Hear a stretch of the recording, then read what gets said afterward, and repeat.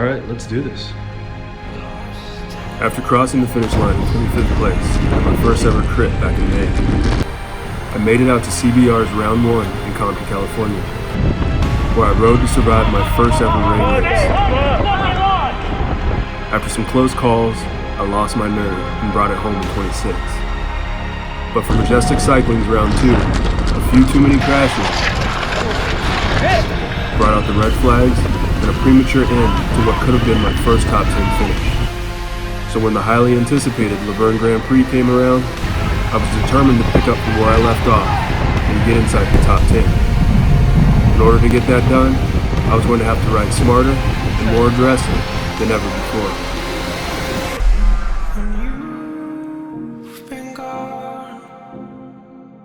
Lost in the laps again. Lost in the laps.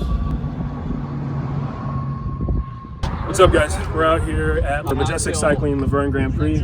I've been looking forward to this race for quite some time. It's a cool course. It's got some uphill, some downhill.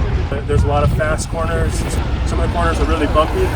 So the goal is to stay in that front half of the pack. That way I can kind of stay out of trouble, hopefully avoid any crashes, and bring it home on 2 wheels. Plans are always great in theory, but 15 minutes before the race started, I was practicing sprints during my warm-up when my left crank arm stripped loose. After a quick ride to the in-cycle tent, the Go Fast team fixed the crank for the race. The only catch, out of precaution, I was going to have to sit in the saddle for the whole race. That meant climbing the hill and doing the sprint, all while sitting. My chances at a top 10 were getting slimmer by the minute. But I was in the race.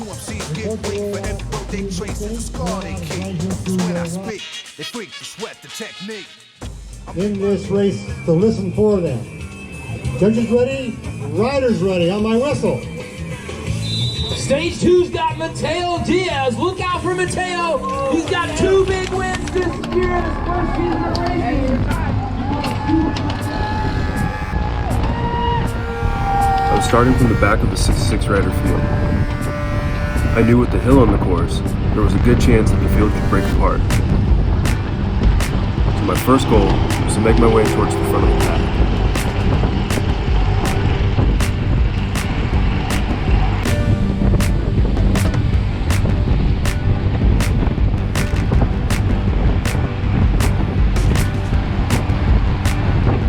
As I arrived at the middle of the field, on my left-hand side, I noticed that the Go Fast team was making a run for the front of me. Riding solo, I knew my best plan of action would be to stay with the teams.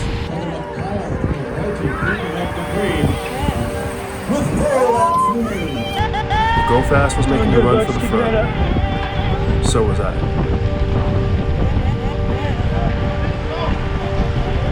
Halfway into the race, I was in the perfect position, lined up right in the middle of 2 of the biggest teams. As I got to the front, I saw a small breakaway was forming, and the Go Fast team had a guy on the break, so I knew they weren't going to chase their own guy down, and I couldn't afford to chase it down on my own, so I had a little trick up my sleeve. They got a guy on the break. I told the Stage 2 team about the Go Fast plan, which motivated one of their guys to chase the break. And that chase motivated the field.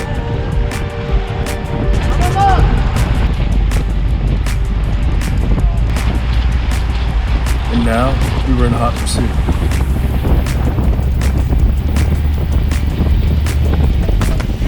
The top 10 finish was still in play.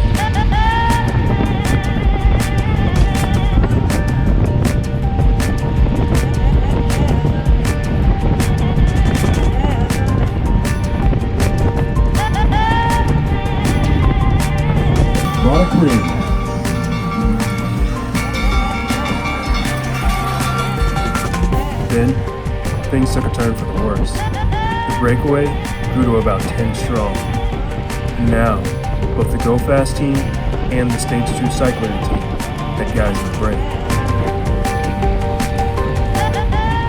I was watching my top 10 sail off in the distance. And it was up to me to make a make-or-break move. so I attacked the field.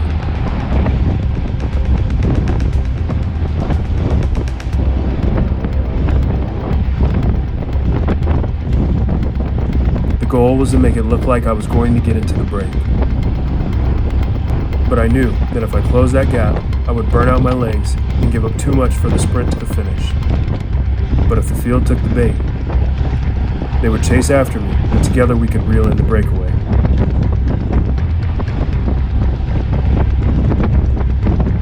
If my plan failed, my shot at the top 10 was over.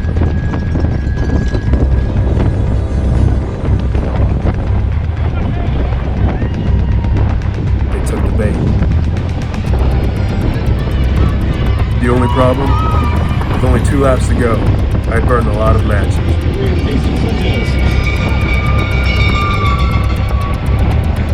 And now we were in the 2 most important laps of the race.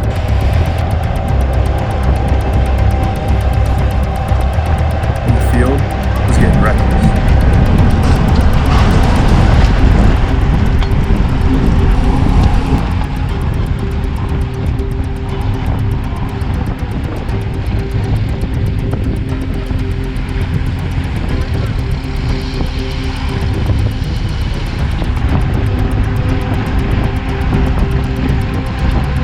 The field was stretching out, and single file was dormant.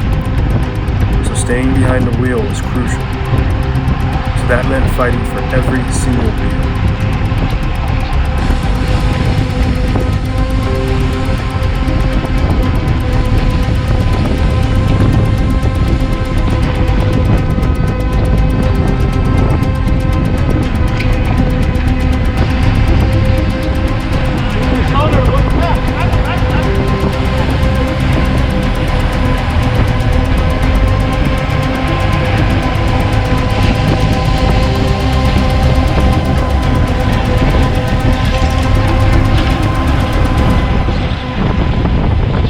Final lap.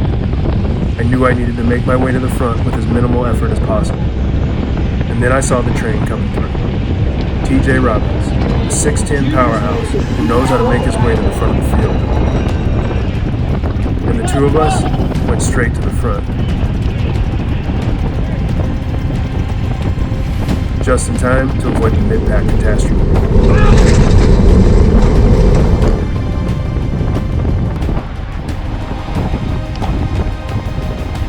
But as we hit the hill, I went a little too far to the front. And then the attacks happened.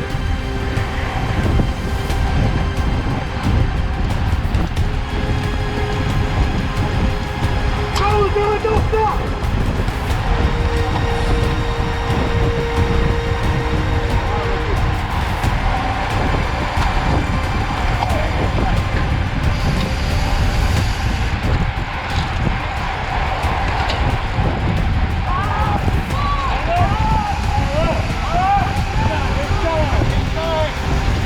In a matter of seconds, I'd gone from 1st to 16th, and I didn't have time to fall back.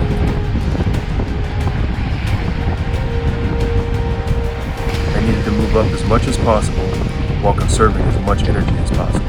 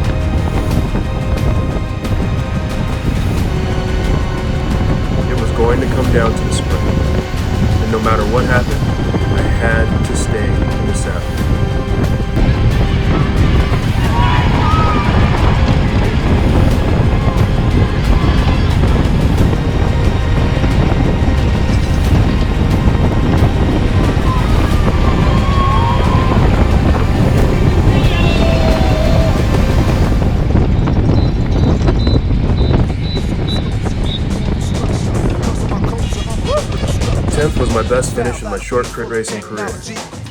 But now that I had tasted the front of the field, I was hungry for a top 5. And peep the technique.